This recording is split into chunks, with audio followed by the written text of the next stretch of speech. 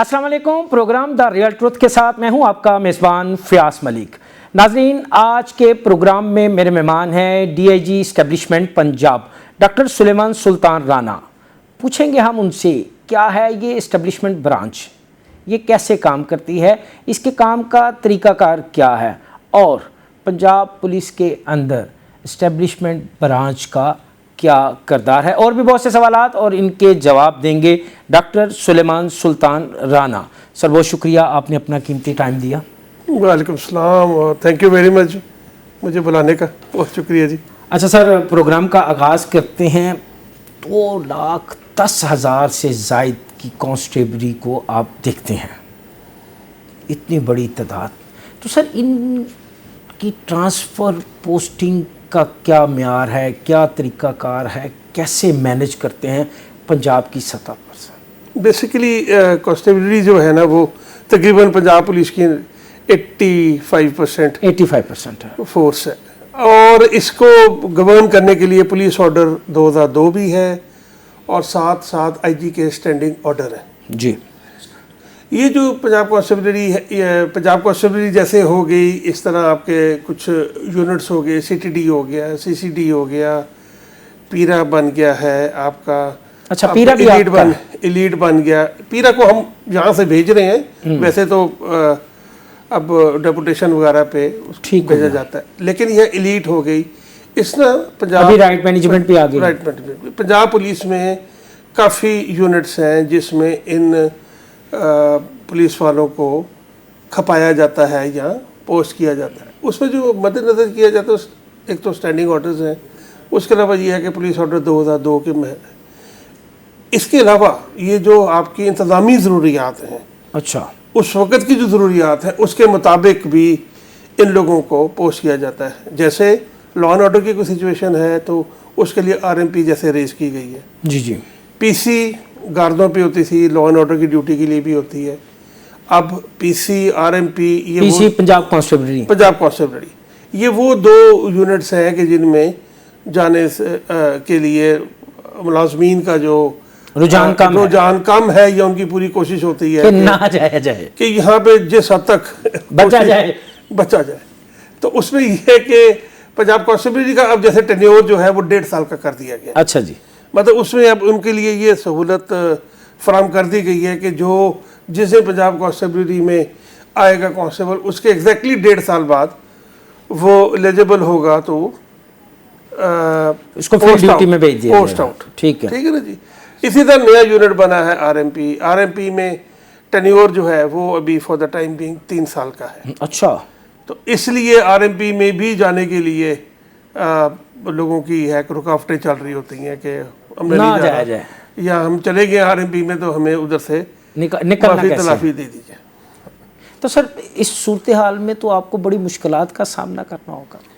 ये मामला चैलेंजिंग है और डेली बेसिस पे है और हर घंटे के हिसाब से इसमें चैलेंजेस आते हैं, लेकिन हमारे लिए जो स्ट्रेंथ है और जो हमारे लिए सर सॉरी मैं आपकी बात काट रहा हूँ, सिफारिश की सूरत में है। हाँ, सिफारिश की सूरत में चैलेंजेस हैं। सीनियर अफसरान हैं वो कह रहे होते हैं, कुलीग्स कह रहे होते हैं, फिर आप के मतलब समझे कि पॉलिटिकल एलीट्स तो नहीं, मतलब पॉलिटिकल आपके जो कुलीग्स हैं, दोस्त सारे हैं। फिर यह है कि मेन चीज़ यही होती है उनकी कि जी एक बंदे ने पहले PC कर ली हुई है तो अब उसको RMP में भी क्यों भेजा जा रहा है। तो वो इसमें एक चीज़ ज़हन में रखने की ज़रूरत है कि जहाँ पुलिस में तरक्कियाँ हुई हैं, जहाँ पुलिस में भर्तियाँ भी हुई हैं, तो उसमें साथ साथ ये है कि 3 नए महकमे भी बने हैं जिसमें यूनिट्स हैं। पीरा है आपका, फिर CCD बना है, RMP बना है। इनमें अवेलेबल फोर्स में सही लोग दिए गए। ऑल्दो CCD ने अपने लिए अलहदा सीट्स बनी हैं, RMP के लिए भी अलहदा सीट्स बनी हैं, बट उन लोगों ने जब तक ट्रेनिंग लेना है और फील्ड में आना है उसमें थोड़ा सा टाइम लगता है, तो उस वजह से तो प्रेशर बढ़ जाता है। एक दिन में कितनी सिफारिशें डॉक्टर सुलेमान सुल्तान राना फ़ोन पे या चिट्ठों की सूरत में वसूल करते हैं? ऐसे ही नहीं, बहुत ज़्यादा नहीं है, लेकिन 15 से लेके तो 25 तक। 15 से 25 तक। हाँ। अच्छा चले सर, ये तो ऐसी बातें चलती रहेंगी, अभी बड़ा टाइम है हमारे पास। एस्टेब्लिशमेंट ब्रांच है क्या, ये हमारे देखने वालों को, सुनने वालों को बताएं, क्योंकि ये इससे पहले नहीं सामने आई। रूटीन थाने, कचहरियाँ, सीसीपीओ, डीपीओ, आरपीओ, ये इस हद तक आवाम को पता है। ये कुछ डिपार्टमेंट्स जो आपने बताया उनका पता है। ये इस्टेब्लिशमेंट आप समझ लें कि रीढ़ की हड्डी है। एक तो फेस फॉरवर्ड है ना, जो कि लोगों को नजर आ रहा है, एग्जेक्टिव पुलिस का। हाँ। जिस तरह आपने फरमाया, डीपीओ, सीपीओ, आरपीओ, थाना, एसएचओ, ये सारे लोग। अब इनके साथ मतलब उनका खुद वहाँ पे पोस्टिंग होना और इन लोगों का, और इनके साथ इनकी जो वर्क फोर्स है, नफरी है, इसका उधर पोस्ट होना, कितनी देर के लिए पोस्ट होना, फिर किस यूनिट से पोस्ट होना, उसके बाद अगले किस यूनिट में जाना, फिर उनकी प्रमोशन, फिर अच्छा। उनके इश्यूज, मतलब प्रमोशन इश्यूज भी आते हैं। अच्छा। प्रमोशन तो ज़्यादा तो इजला में हो रही है, कांस्टेबल्स की, हेड कांस्टेबल्स की, लेकिन इनके इश्यूज भी आते हैं कि जी हमें इग्नोर किया गया है, हमें देखा नहीं गया, कोर्सेज में हमें सही टाइम पे भेजा नहीं गया। वो ट्रेनिंग ब्रांच देखती है। अब उनके साथ भी कोऑर्डिनेशन एस्टेब्लिशमेंट ने करना है। इसी तरह इनके अगर डिसिप्लिनरी मैटर है, वो काफ़ी बड़ा चंक है, जिसमें है कि इनको सज़ा मिली हुई है, तो इन्होंने अपील करनी है। तो वो आईजी साहब के बिहाफ पे एस्टेब्लिशमेंट ब्रांच जो है वो इनकी अपील्स को सुनता है। और अपील वो चूँकि उसमें नॉर्मली ये है कि फील्ड में ऑफिसर्स के पास, मेरा ज़्यादा ख्याल है, टाइम कम होता है। कुछ ऑफिसर्स हालांकि टाइम देते हैं, लेकिन आई स्टिल फील कि जब भी मैंने इनका ओआर रखा होता है तो उसमें जब इनको सुन रहे होते हैं, और ओआर भी मैंने ऑनलाइन रखा हुआ है। अच्छा, मैं यही आपसे पूछने लगा था कि आप तो बैठे लाहौर में, सीपीओ में। जी जी। अब राजनपुर आखिरी ज़िला, अटक आखिरी ज़िला, जब वहाँ से कांस्टेबल अपनी अपील लेके चलेगा तो किस तरह इन सब चीज़ों को, वो आप बता रहे थे ऑनलाइन। मैं वेरी हैप्पी आपने ये सवाल पूछा है।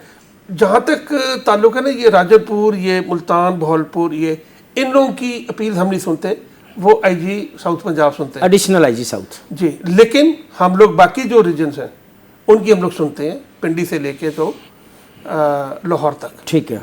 अब उसमें जो जिस चीज़ को इंस्टीट्यूशनलाइज किया और रेगुलराइज किया मैंने, और जो चीज़ जिसके लिए मैं ज़रूर चाहूँगा कि मैं बड़ा बोलते नहीं बोल रहा, लेकिन इसको मैंने इंस्टीट्यूशनलाइज किया जी जी जी, कि मैंने ओआर को ऑनलाइन ले गया हूँ। अच्छा।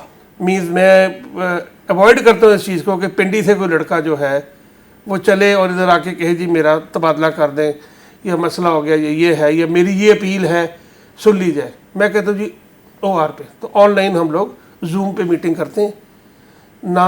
उसको प्रॉब्लम हो कि वो कोई किराए की गाड़ी लेके आ रहा है, अपनी छुट्टी लेकर आ रहा है, किसी की मिन्नतें तरले करके किसी की गाड़ी लेकर आ रहा है, ना यहाँ पर ऑफिस में आके कोई कबाहत है वो हो जी कि फलाने को मिल लो, फलाने को मिल लो, तो वो उस चीज़ से भी अवॉइडेंस हो तो गई। आपके इस स्टेप से तो बहुत सौ की दुकानदारी बंद हो गई होगी, बहुत सौ का जो एक्स्ट्रा रिस्क है वो ख़त्म हो गया होगा। मजामत तो ही होगी कि सर की करने लगी उससे, तो मेरे ब्रांच की रौनक ख़त्म हो जाएगी सर। मेरे रौनक डेफिनेटली ब्रांच की कम हुई है, तो उसमें लेकिन मेरे ज़हन में यही चीज़ थी कि एक बंदा ऑलरेडी एग्रीव्ड है, ठीक है, उसको आप मतलब कम से कम सुने ज़रूर। क्योंकि मेरा पर्सनल ओपिनियन ये है कि हम पुलिस की वर्किंग में को इस तरह की फील्ड में रियलिटीज़ हैं कि टाइम कम होता है, तो ज़्यादा चीज़ें ये है कि ज़्यादा डेप्थ में जाके चीज़ों को एट टाइम्स नहीं देखा जाता, और चीज़ आई है सुने और उसको मतलब सज़ा दे दी गई। और ये नहीं कि मैं किसी पे पिन पॉइंट कर रहा हूँ। तो जब मैं अपील वगैरह पे सुनता हूँ रिवीजन पिटिशन के तौर पे, तो आईजी साहब के बिहाफ पे, तो मुझे उससे अंदाज़ा होता है कि बहुत सारे लोगों को अगर ज़रा 5-10 मिनट ज़्यादा सुन लिया जाता तो शायद इनकी डिसमिसल की सज़ा ना होती, इनको कोई और सज़ा मिल जाती, नौकरी में ही बरकरार रहते। DIG establishment doctor Suleman Sultan Rana से गुफ्तगू का सिलसिला जारी है, लेकिन यहाँ वक्त हुआ एक शॉर्ट ब्रेक का। हमारे साथ रहिएगा।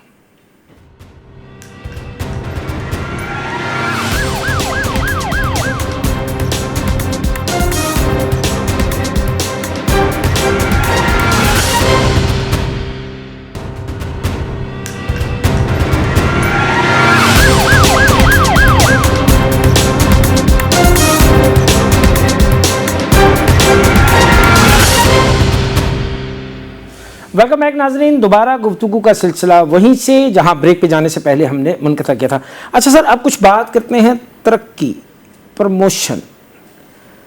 पुलिस एहलकारों की प्रमोशन का मुकम्मल तरीक़ाकार क्या है? कैसे एक कांस्टेबल हेड कांस्टेबल और हेड कांस्टेबल से ऊपर स्टेप बाय स्टेप आता है? देखिए, ये इतना इजी नहीं है जितना कि नॉर्मल लोगों को पता है, लेकिन ये एक थ्रू आउट एक लर्निंग प्रोसेस है, ट्रेनिंग प्रोसेस है। अच्छा, वो क्या है ज़रा? मतलब रिक्रूटमेंट से लेके आगे तक अगर आप देखते हैं ना, तो एक बच्चा जब पुलिस में भर्ती होता है तो वो रिक्रूट होता है। He has to undergo recruit training course.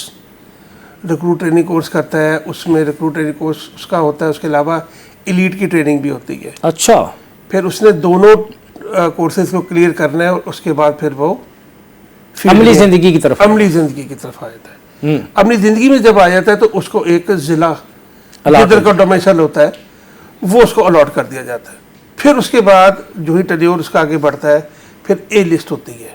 पहले ए लिस्ट है एक, फिर एक बी लिस्ट होती है। यानी जैसे बच्चों की वो नर्सरी जी, वो आप समझे कि केजी है तो फिर प्री है, नहीं, तो वो केजी हमारे टाइम पे होती थी, अब तो प्ले ग्रुप है केजी है, ठीक है नहीं।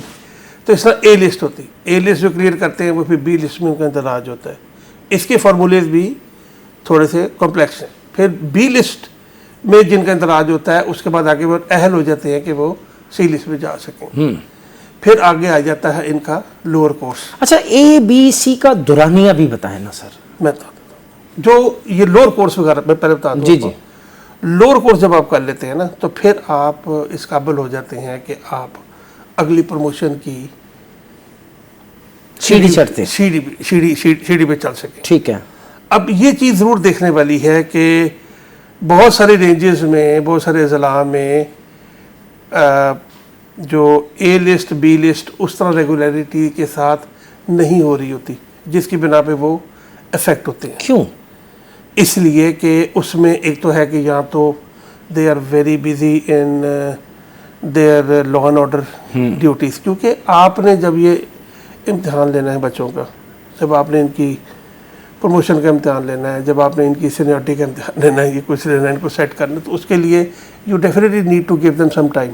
लेकिन आपकी लॉ एंड ऑर्डर की ड्यूटीज़, आपकी ये बाकी जो जुडिशल ड्यूटीज़ हैं, नॉर्मली पुलिस की जो ड्यूटीज़ हैं, वो इतना राउंड द क्लॉक चल रही होती हैं कि इसके मुताबिक ये इनको एक रूटीन फॉलो करनी होती है। लेकिन हमारा नॉर्मली ये टेन्योर, मतलब हमारा ये ट्रेंड यही होता है एस्टेब्लिशमेंट ब्रांच का, ट्रेनिंग ब्रांच के साथ मिलके, कि इनके एक तो प्रमोशनल कोर्सेज टाइम पे हो, जो आप कह रहे हैं ना प्रमोशन, टाइमली जो प्रमोशनल कोर्सेज है ना, वो बहुत मस्ट है। कि जिसमें चलो एक दफ़ा प्रमोशन कोर्स पे नहीं गया तो सेकंड दफ़ा प्रमोशन कोर्स में को जाइए ना जी। मतलब जैसे लोअर कोर्स हो गया, उसके बाद वो फिर इंटरमीडिएट कोर्स में जाते हैं, इंटरमीडिएट कोर्स हो गया, उसके बाद फिर वो इंटीग्रेटेड कोर्स में जाते हैं, जिसको पहले अपर कहते थे।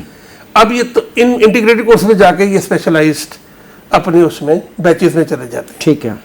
तो इसमें एक ये थ्रू आउट द ईयर, और इसके लिए जो आपकी ट्रेनिंग विंग है आपका पंजाब पुलिस का, उसके 2 ट्रेनिंग कॉलेजेस हैं। एक ट्रेनिंग कॉलेज चुंग है, एक आपका पुराना ट्रेनिंग कॉलेज सिहाला है, फिर आपका पुलिस ट्रेनिंग स्कूल रवात है, फिर आपका पुलिस ट्रेनिंग स्कूल फरुखाबाद है, फिर आपका पुलिस ट्रेनिंग पहले स्कूल था वो कॉलेज मुल्तान है। मतलब there is a dire need now कि वो जो स्कूल्स हैं उनको कॉलेजेस बनाया जाए, और मजीद जो नफरी बढ़ती गई, नफरी की स्ट्रेंथ बढ़ रही है और सारी बढ़ी। फिर वो ट्रेनिंग जो स्कूल्स का जो टेन्योर है या उनका जो टाइम पीरियड है, उसके दौरान में जो उन्होंने कोर्सेज करने हैं, उसमें भी हम लोगों ने ये बड़ा ख्याल रखा था कि इन लोगों को 2019 से ऑनवर्ड इनको वो सिलेबस में वो इखलाकियात के भी कोर्सेज कराए जाएं, सिर्फ पुलिसिंग में पढ़ाई जाए। इनको how to look better, how to deal with public, psychiatrically इनको थोड़ा सा ट्रेन भी किया गया। अच्छा। कि आपने जो लोग इन नीड है या जो लोग इन प्रॉब्लम है उनको आपने डील कैसे करना है, खुश अखलाकी से पेश आने, तमाम कोर्सेज मिला के इनको पढ़ाए जाते हैं। मतलब अगर जनरल पब्लिक के दिन में ये है कि पुलिस वाला खड़ा हुआ है और प्रोबेबली ये वैसे ही आ गया है, तो मेरे ख्याल में उनका ये अंदाज़ा शायद ठीक नहीं है।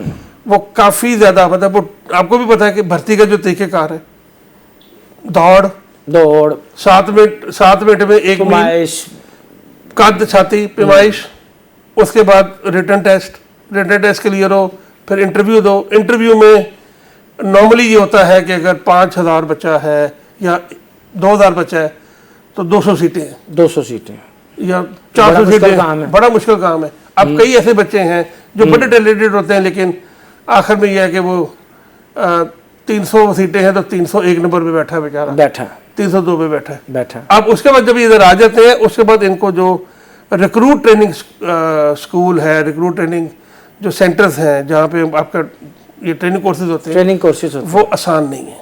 उसमें भी इनका अच्छा खासा रगड़ा निकाला जाता झगड़ा, है, पसीना, तेल, तेल इनका अच्छा भरा निकाला।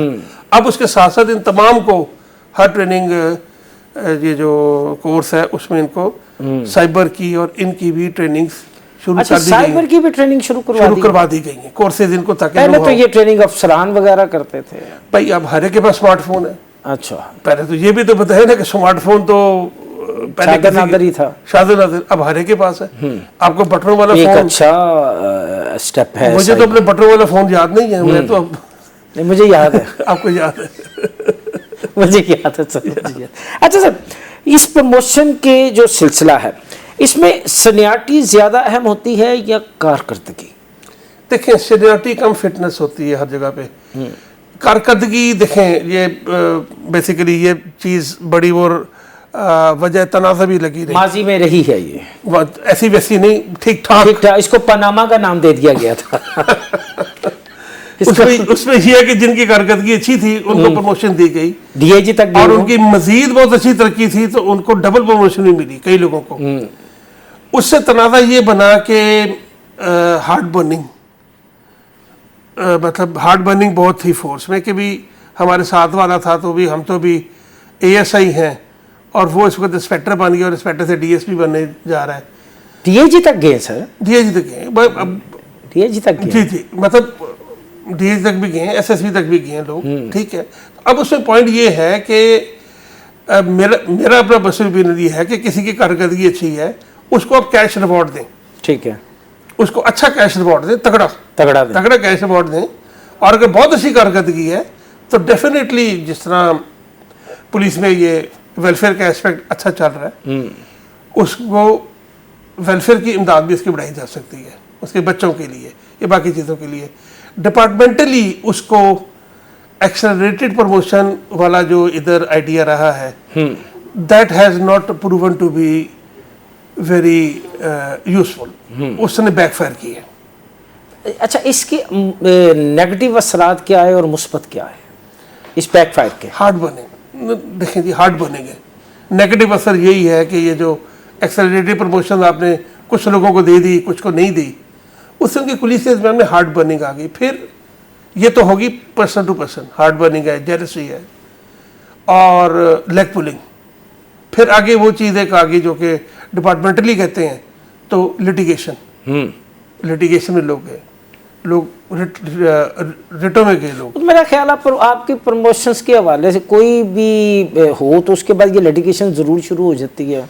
अब कोई भी सेटअप हो किसी भी रैंक का, तो उसके बाद लिटिगेशन शुरू हो जाती है।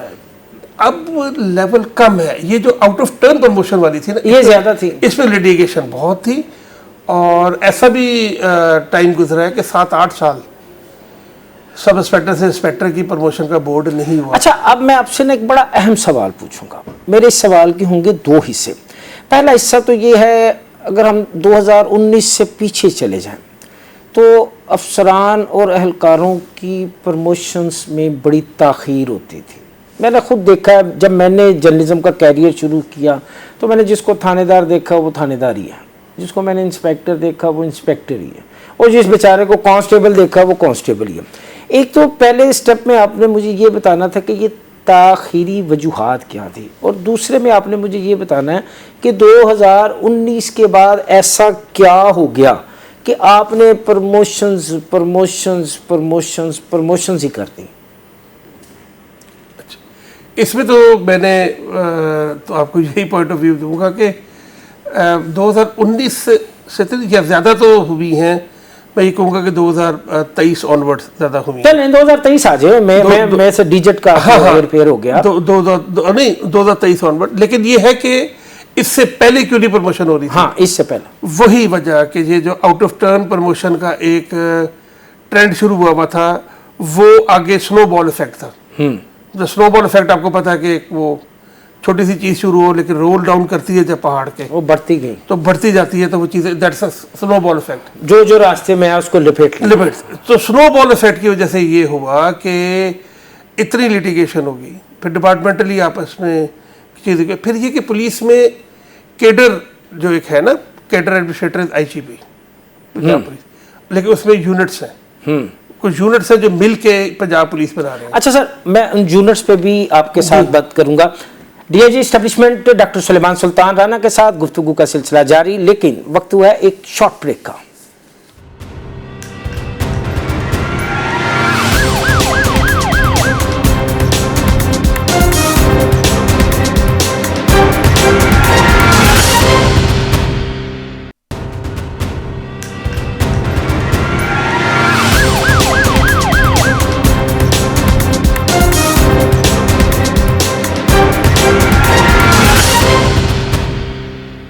वेलकम बैक नाजरीन, दोबारा गुफ्तगू का सिलसिला वहीं से जहां ब्रेक पे जाने से पहले हमने मुनक़ता किया था। अच्छा सर, आप यूनिट्स के हवाले से बता रहे थे कि प्रमोशंस की ताख़ीर क्यों हुई और प्रमोशन की पटारी क्यों कैसे खुली? मैंने बताया तो सबसे उसकी मेन रीज़न यही थी कि एक तो जो आउट ऑफ टर्न वाली जो प्रमोशन थी ना, तो उसका जो मैंने बताया कि स्नोबॉल इफेक्ट था, उससे की वजह से ये हुआ है कि जो उनकी इंटर जो यूनिट सीनियरिटी थी, ना सिर्फ ये कि उसमें वो ऊपर आए, वो जनरलाइज जो सीनियरिटी है उसमें भी ऊपर आए। अच्छा, उससे ये हुआ कि लिटिगेशन अमंग दी बैचमेट शुरू हो गई। अच्छा, लिटिगेशन अमंग दी यूनिट शुरू हो गई, तो उससे ये इफेक्ट पड़ा कि स्टे ऑर्डर ले लिया गया। हाँ, ये बड़ा एक रवाज था, स्टे ले आओ भाई, स्टे ले। उससे ये रिजल्ट हुआ है कि बोर्ड की अगर डेट आई है तो बोर्ड की डेट से एन 2 दिन पहले पता लग गया जी कि स्टे आ गया जी, जब तक अब स्टे नहीं रुकेगा उस वक्त तक चीज़ खेडांगे खड़ावांगे, नहीं तो बीच पसूड़ी पावांगे। बिल्कुल इसमें थोड़ी सी कमी आनी शुरू हो गई थी 2019-20 तक, 21 तक। कुछ चीज़ें स्ट्रीमलाइन होगी, कुछ लोग रिटायर हो गए, तो स्ट्रीमलाइन होनी शुरू हुई। फिर ये कि 2021-22 के बाद फिर ये है कि जब ये 2023 से ऑनवर्ड जो है, इसको थोड़ा सा एक जामे प्रोग्राम के तौर पे लिया गया जी पुलिस वालों की प्रमोशंस काफ़ी इफेक्टिव हुई हैं, तो इनको एट टाइम्स एट पार लेके आया जाए। मतलब उसमें अगर मैं आपको स्टैटिस्टिक्स दूं तो जी जरूर, मैं चाहता हूं कि मेरे देखने वालों को पता चले। जैसे सब इंस्पेक्टर्स हैं पुलिस में, वो ओपन मेरिट पे भी आ सकते हैं, ये BS 14 में होते हैं, ये पब्लिक सर्विस कमीशन के थ्रू आते हैं। अच्छा, तो ये टोटल 790 सब इंस्पेक्टर्स आए हैं पिछले 3 सालों में। अच्छा, डायरेक्ट। अब ये डायरेक्ट वो सब है जो आप समझे, they prepare very well for these exams, they are normal students, उन्होंने एग्जाम दिया, पब्लिक सर्विस कमीशन कंडक्ट करती है, इंटरव्यू लेती है, उसके आते हैं। तो पिछले 3 सालों में 790, ठीक हो, 780। फिर आप ये देखें जी कि हमारी सर्विस में एक चीज़ है जिसको हम कहते हैं पी कैडेट। पी कैडेट इस तरह है कि वो कांस्टेबल्स, हेड कांस्टेबल्स या वो ऐसे जिनके जो कम से कम ग्रेजुएट हैं। अच्छा जी, रिकॉर्ड अच्छा है, सर्विस रिकॉर्ड अच्छा है, तो एक हमने वो रखा हुआ परसेंटेज रखी हुई है कि जिसके तहत इतने % लड़के जो हैं वो एग्ज़ाम दे सकते हैं। जो पब्लिक सर्विस कमीशन लेती है वो रेगुलरली नहीं होता, अनफॉर्चुनेटली। कोशिश की तो पिछले 3 सालों में, 4 सालों में हम 2 दफ़ा ये पी कैडेट का किया, तो जिसमें है कि कांस्टेबल डायरेक्टली ASI हो गया, कांस्टेबल्स या head constable directly sub inspector हो गया। मतलब आपने पब्लिक सर्विस कमीशन में कम्पीट करना है, ओपन मेरिट है, ठीक है, और अगर आप उसमें क्लिक कर देते तो आप पी कैडेट कहलाते हैं, ठीक है, और आप डायरेक्टली एक सीढ़ी फलांग जाते हैं। एक अच्छा स्टेप था जी। तो सब इंस्पेक्टर जो पी कैडेट थे वो हुए 381 पिछले 3 सालों में। इसी तरह ASI थे जो पी कैडेट हुए वो 950 थे। 950 950 950। क्या बात। यस। इसी तरह आप अगर ये एक हमारा पंजाब हाईवे पेट्रोल है, पंजाब हाईवे पेट्रोल में भी ASI कांस्टेबल से जिन्होंने कहा जी कि हमने भी पी कैडेट का एग्जाम देना है, तो उनके लिए भी एग्जाम्स कंडक्ट करवाया गया। अच्छा। तो जो PHP में पंजाब हाईवे पेट्रोल में पी कैडेट हैं वो 246। ये मुझे आप वो फिक्र बता रहे हैं, ये जो जवान हमारे कांस्टेबल थे यस और हाई क्वालिफाइड थे। हाँ, मतलब इसमें जो सब इंस्पेक्टर ओपन मेरिट वो तो लड़के ठीक है बाहर से है ना, सब इंस्पेक्टर जो पी कैडेट हैं, जब कांस्टेबल हेड कांस्टेबल ASI हैं जो एग्जाम दे सकते हैं। एग्जाम दे के आए। शर्त ये थी कि इनको ग्रेजुएट होना जरूरी था। ठीक है। फिर आपके ट्रैफिक वार्डन है, अच्छा। जूनियर ट्रैफिक वार्डन जो ओपन मेरिट पे वैसे है, पी कैडेट नहीं, 63, और इसी तरह जो CTD में आए 319। तो टोटल ये मिला के इस तरह ये जो लोग आए हैं, ये कोई 3000 के करीब ये लोग इस तरह आए। कांस्टेबल्स में अगर आप आ जाए, ये मैं ये जरा थोड़ा सा कांस्टेबल अगर आप आ जाए तो टोटल 17,078 कांस्टेबल्स की रिक्रूटमेंट हुई है पिछले 3 सालों में। अच्छा जी। जिसमें 2011 कांस्टेबल्स रिक्रूट हुए हैं 2023 में, 2024 में 8,713 और 2025-26 में 8,400।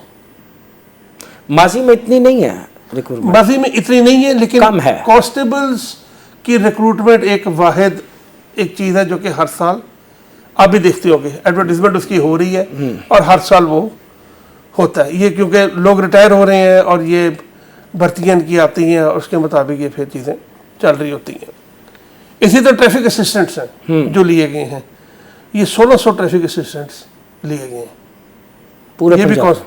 हाँ, पूरे पंजाब में ये भी कांस्टेबल से। कांस्टेबल। अच्छा। ड्राइवर कांस्टेबल्स जो हैं इनकी रिक्रूटमेंट भी की गई है, तो टोटल 775 ड्राइवर कांस्टेबल्स की रिक्रूटमेंट की गई है पिछले 3 सालों में। तो अगर आप ओवरऑल मिला के देखें तो तकरीबन 22 से 23 हज़ार लोग जो हैं उनकी रिक्रूटमेंट वगैरह from constable to sub inspector महकमे के अंदर से ही है। महकमे इसमें से आपसे 790 लोग निकाल दें वो इतना हाई क्वालिफाइड स्टफ है हमारे जी। पास, इसके बावजूद तनकीद की जाती है कि जी पुलिस कल्चर, थाना कल्चर, बदतमीजी, बद तहजीबी, बद अखलाकी, ये हकीकत है कि ये भी सिर्फ बातें ही हैं। टोटल एग्री करता हूँ, बिल्कुल। बहुत बदतमीजी क्यों है? बहुत बदतमीजी है। क्यों है? मैं तो इसकी वजह यही कहूँगा कि बहुत कम लोग हैं जिनको जो एम्पैथेटिक हैं। एक सिंपैथी है ना, हमदर्दी होना। एम्पैथी है कि मैं आपकी सीट में बैठ के सोचूं आप कैसा महसूस करें। जब आप एम्पैथी में आ जाएंगे, आपकी जो डीलिंग का तरीका है वो टोटल बदल जाएगा। You have to be a good listener. यही मैं था बार बार, ये जिनसे भी मेरा जब भी रब्ता पिछले 12-15 साल से, जब भी मेरा पुलिस की सफा से कोई मौका मिलता है बात करने का, मैं इनको यही कहता हूँ, आप लोगों से पब्लिक इमरजेंसी में, स्ट्रेस में, in time of extreme need, in time of extreme distress रब्ता करती है। हम कहते हैं खुदा के बाद अगर वो किसी से मदद मांगते हैं तो वो पुलिस है। आप कम से कम उनको डील करने के लिए आप उनको स्माइलिंग फेस, शेकिंग हैंड्स, एक खड़े होकर मिल लें। लेडीज हैं उनको सीट ऑफर करें। आप शाइस्तगी से बोले इसका आपका जाएगा कुछ भी नहीं, बट वो सब और दी अदर, मेरा ज़्यादा ख्याल है कि कल्चर जो आप कह रहे हैं ना, ये कल्चर को भी तब्दील होने में टाइम लगता है। But I am very happy कि there are boys now in ये जो आपके कस्टमर सर्विस सेंटर वगैरह में है, खिदमत मरकज़ वगैरह में हमारे हैं, जो कम से कम लोगों को डील करने की हद तक एक उनको फ्रेश फेस मिल रहा है। उनको वो नहीं मिल रहा कि रौनक बढ़ा और उनकी दरख्वास्त कहीं गुम हो गई है, टैग लगता है, दरख्वास्त में टैग लगता है, वो टैग लग के उसके बाद उस दरख्वास्त को फॉलो किया जाता है, और अगर उतने घंटे गुजर जाए, आपको भी पता है, तो उसके बाद पूछपरछ शुरू हो जाती है। तो मेरे ख्याल में जो इसमें बैलेंस आएगा वो अकाउंटेबिलिटी से आएगा। जिस किसी ऑफिसर के पास अगर ये इतला आती है कि आपके जूनियर ने पब्लिक के साथ, अव्वल तो पब्लिक कम करती है कंप्लेन कि उसने पब्लिक के साथ अच्छा बिहेव नहीं किया you need to be stern, you need to be strict with that man कि भी आपने इस तरह डील किया, ये कोई तरीका नहीं था, और उसको टेकन टू टास्क करे ना, तो मेरे ख्याल में फिर बाकियों को कौन होता है। अच्छा सर, इतनी ज़्यादा आपने प्रमोशंस दे दी, तरक्कियों के रास्ते खोल दिए, कांस्टेबल हेड कांस्टेबल बन गया, हेड कांस्टेबल एएसआई बन गया, सब कुछ ठीक हो गया। अब इसके बाद एक और मुश्किल मरहला है, अब जिसकी होती है प्रमोशन, फिर उसकी ट्रांसफ़र भी होती है। अब एक मरहला है ट्रांसफ़र। अच्छा, इस ट्रांसफ़र के अमल में आप किन अवामल को मद्देनज़र रखते हैं और इस मामले से कैसे निपटते हैं? ये इंतहाई मुश्किल और अच्छा, मैंने बड़े सादे सादे से सवाल है। इंतहाई नहीं, ये इंतहाई मुश्किल मरहला होता है। मैं आपको जैसे इसकी एग्जांपल देता हूँ कि 2025 में तकरीबन 5 बोर्ड हुए सब इंस्पेक्टर से इंस्पेक्टर। अब फरवरी में भी बोर्ड हुआ 2025 में, मई में भी हुआ, जुलाई में भी हुआ, अक्टूबर में भी हुआ, दिसंबर में भी हुआ, और तमाम में जो प्रमोट होने वाले थे उन तमाम की ख्वाहिश थी कि मैं जहाँ जहाँ प्रमोट हो रहा हूँ मैं वहीं पे रहूँ। ठीक है। और फिर काफी स्ट्रॉन्ग सिफारिशों के साथ आते थे। मतलब अक्टूबर वाला एक लड़का, मतलब मुझे कई लड़कों के वाकयात याद है, अक्टूबर वाले तो बैच जो है ना वो बहुत ही कुछ तेज था। वो उन्होंने इतनी सिफारिशें करी, सर हमें इधर पिंडी से डिस्टर्ब करें, सर हमें लॉ से डिस्टर्ब ना करें, सर हमें इधर से डिस्टर्ब ना करें, सर हमें गुजरावाला से डिस्टर्ब ना करें, सरगोधा से डिस्टर्ब ना करें। मैंने उन तमाम को ये कहा, मैं कहा बेटा जी वो जो तुहाडे तो पहले प्रमोट हुए ने मार्च जुलाई ते अगस्त सितंबर उन्होंने नाल मेरी कोई दुश्मनी है, उनका पहले राइट है, उनका पहले राइट है। तो प्रॉब्लम ये है कि हमें लाइन काट के आगे जाने की आदत है, क्योंकि मेरे ख्याल में मिन हैसल कौम, हमारी तरबियत भी कुछ ऐसे ही है।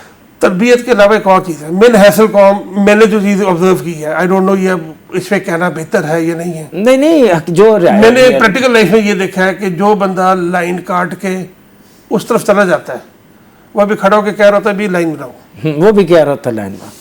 डॉक्टर सुलेमान सुल्तान राना के साथ गुफ्तगू का सिलसिला जारी है, लेकिन यहाँ वक्त हुआ एक शॉर्ट ब्रेक का, हमारे साथ रहिएगा।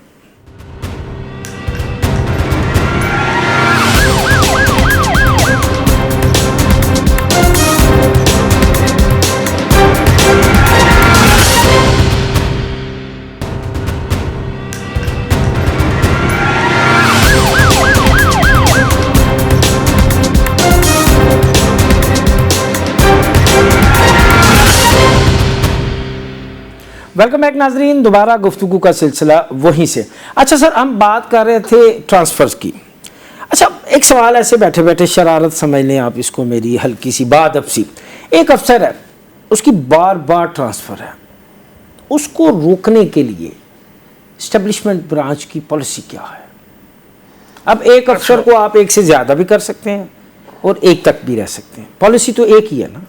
अच्छा, ये जो इसमें आप कह रहे हैं ना बात, ये शायद उस हद तक ठीक हो जब तक स्टैंडिंग ऑर्डर्स इम्प्लीमेंटेशन नहीं हुई थी। मतलब ये ज़रूर है, मतलब जैसे मैंने पहले आपको बता दिया कि मौजूदा दौर में जिसका तबादला आरएमपी में हो रहा है वो रुकवाने की पूरी कोशिश कर रहा है, ठीक है, लेकिन हम नहीं मान रहे। ठीक है, जो अब आरएमपी में गया है वो 3 साल पूरे करेगा, ठीक। और इसमें आप समझ लें कि अनलेस किसी का मेडिकली, साइकोलॉजिकली, फैमिली का कोई इशू है, जो आती हैं दरखास्तें, ठीक है, तो मेरा ख्याल है कि कोई 100 में से कोई 5% का तबादला ऑन मेडिकल ग्राउंड अगर एडिशनल आईजी आरएमपी अलाउ करेगा तो हम करेंगे, ठीक है, हम व्यूज लेते हैं। इसी तरह जहाँ पीसी है, पंजाब कांस्टेबल, इसमें भी जब लोग जाते थे तो लोग कहते थे कि बस अब तो हम तकरीबन समझेंगे खुडे लाइन से भी खुडे लाइन लग गए और हमारा शायद बाकी दुनिया से रब्ता खत्म और हम सिर्फ गार्डों की ड्यूटी पे रह गए हैं, या हम लॉ एंड ऑर्डर की ड्यूटी पे रह गए, डंडे मारने के लिए रह गए या पत्थर खाने के लिए, या डंडे खाने के लिए रह गए। उसमें बहुत अच्छा हुआ है कि पिछले कुछ अर्से में पंजाब कांस्टेबल का जो टेन्योर पहले कभी किसी ज़माने में 3 साल होता था या 2 साल होता था, उसको 1.5 साल फिक्स कर दिया। अब उसे ये हुआ है कि अगर कोई मुलाजिम जा भी रहा है तो उसको ये पता है कि उसने कड़वा घूंट अगर पीना है तो उसने 1.5 साल के लिए पीना है। आगे तो मैं 2 साल या 3 साल के लिए होता था, बाद में 2 साल। फिर ये भी होता था कि लोगों के टेन्योर पूरे हो जाते थे, उसमें सबसे बड़ा इशू क्या आता है इस तरह के डिपार्टमेंट्स में? हम कहते हैं जी अब इसका टेन्योर पूरा हो गया, इसको ट्रांसफर आउट कर दें। वो कहते हैं सर जी बिल्कुल कर देते हैं, इसका सब्स्टिट्यूट आएगा तो देंगे, फिर इसको रिलीव करेंगे। ये भी एक बड़ा मसला है जी आपके महकमे का। अब सब्स्टिट्यूट जो है वो मुतलका यूनिट मुतलका जिला फराम नहीं करता, तो वो बंदा फंसा रहता है। फिर हमें बाद में इंटरवीन करना पड़ता है कि काइंडली इसका टेन्योर पूरा हो गया, उसको मैं निकाल रहा हूँ, आप उनकी कमी पूरी करें। भाजपा ये भी होता है कि हम ऑर्डर कर देते हैं, आप ऑर्डर कर देते हैं इसको मैं निकाल दिया, लेकिन इसकी रिलीविंग वो रिलीव नहीं कर रहे होते जी, इधर से बंदा आएगा तो जाएंगे। तो इसको भाजपा इंप्लीमेंट करने के लिए हमें थोड़ा सा कोई नाखुशगवार लेटर्स भी लिखने पड़ते हैं, डंडे का इस्तेमाल करना पड़ता है। डंडा नहीं, अल्फाजों का डंडा, अल्फाजों का डंडा। अच्छा सर जी, प्रोग्राम के आगाज में ही आपने कहा कि 85% कांस्टेबलरी, यकीनन ये पंजाब पुलिस की रीढ़ की हड्डी है। डेफिनेटली 15% आपके अफसरान हैं, 85% कांस्टेबल, हेड कांस्टेबल जिनको हम कांस्टेबलरी कहते हैं, इनकी वेलफेयर एक बहुत बड़ा मसला है। कैसे निपटते हैं, क्या वेलफेयर कर चुके हैं, क्या कर रहे हैं और क्या करने का इरादा रखते हैं? बहुत बहुत आपका अहम और मैं कहूँगा बहुत बहुत अहम सवाल, यानी अब तक का सबसे अच्छा सवाल। नहीं, इससे पहले भी सारे सवाल अच्छे हैं आपके। बहुत बहुत अहम सवाल। देखिए जी, नंबर 1 जहाँ तक आप कहते हैं वेलफेयर की बात है, तो वेलफेयर में मैं पहले मेन चीज़ लेता हूँ हेल्थ की। हेल्थ में अगर आ जाए तो मैं इसको 2 हिस्सों में डिवाइड करता हूँ। एक है आपकी बॉडीली हेल्थ, आपकी फिजिकल हेल्थ, एक है आपकी मेंटल हेल्थ। ये ज्यादा जरूरी है। मेंटल हेल्थ में मैं बाद में आता हूँ भी। जी।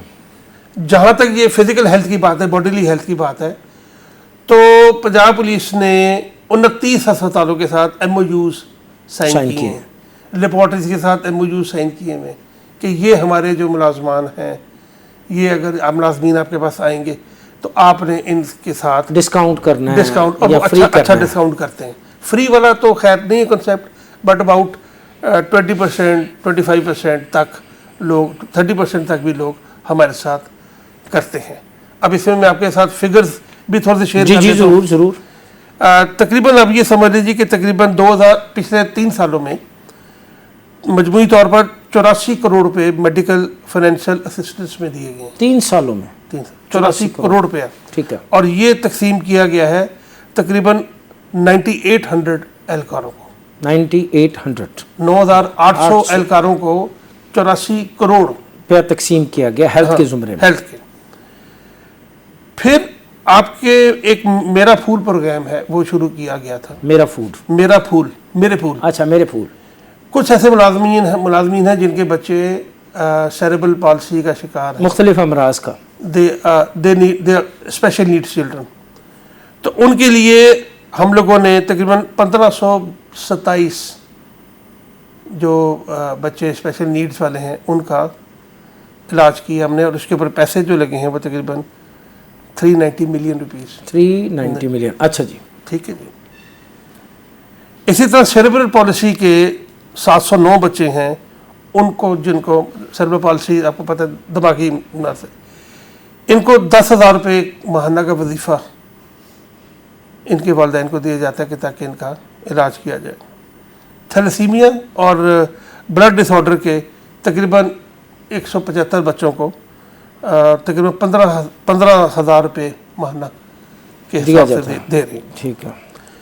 वो बच्चे जो कि हेयरिंग नहीं सुन सकते, उनके लिए कॉकलियर इम्प्लांट, जो बहुत महंगा है, हाँ, तकरीबन 44 बच्चों को, और समाज के हालात 166 बच्चों को लगाए गए हैं। इस पे तकरीबन हमारा आप समझ लें कि 7 करोड़ और 10 करोड़ रुपया खर्चा है। ये तो हो गए आपके जो इक़दामात आपने किए जी। अब क्या कर रहे हैं और आगे क्या करने का इरादा है? अब ये एक तो ये चीज़ कंटिन्यू रह रही है, और ये वीकली बेसिस पे जो लोग ये मतलब जो ज़ख्मी हैं या जिनको माली इमदाद चाहिए होती है, उनका एक OR भी होता है, वो आते भी हैं, और उसके मुताबिक फिर एक पूरा बोर्ड बैठता है जिसमें बैठ के फैसला किया जाता है कि जो इन पाइपलाइन है वो है जो मैंने आपको बताया था कि बाद में आता हूँ उस पर जेनी।